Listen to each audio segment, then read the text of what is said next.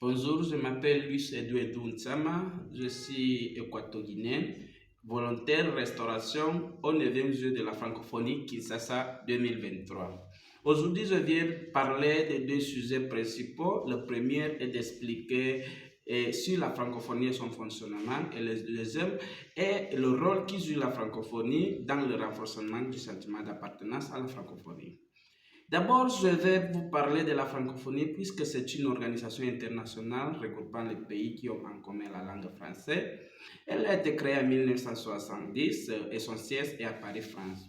La francophonie a pour but de promouvoir la langue française et la diversité culturelle au sein de cet État membre, de promouvoir les droits de l'homme, la démocratie et le développement durable. Parlons un peu du fonctionnement de la francophonie.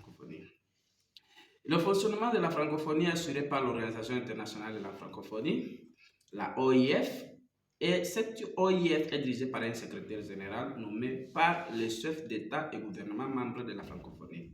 Elle est composée de 88 États et gouvernements membres, de 7 associés et 27 observateurs. Les représentants des membres se réunissent tous les 2 ans lors du sommet de la francophonie pour échanger sur des questions d'intérêt commun et prendre des décisions concernant l'organisation. L'Organisation internationale de la francophonie appuie également sur des institutions chargées de mettre en œuvre les décisions prises par les sommets. Les principales institutions de la francophonie sont l'Agence universitaire de la francophonie, l'Association internationale des maires de la francophonie, l'Assemblée parlementaire de la francophonie, et la CNTV 5 Monde, l'Université Senghor en Alexandrie, Égypte, etc., etc.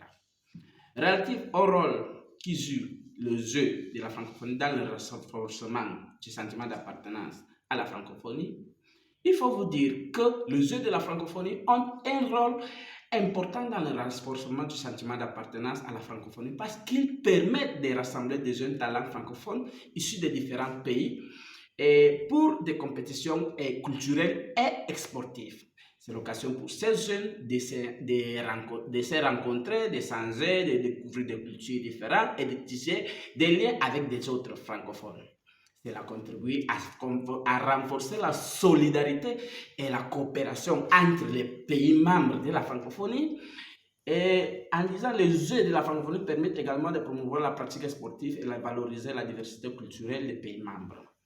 Nous allons conclure en disant que cet événement sportif et culturel contribue à créer un esprit de communauté et de fierté francophone chez les jeunes, renforçant ainsi leur sentiment d'appartenance à la francophonie en offrant une belle vitrine pour la promotion de la langue et la culture française. Merci beaucoup.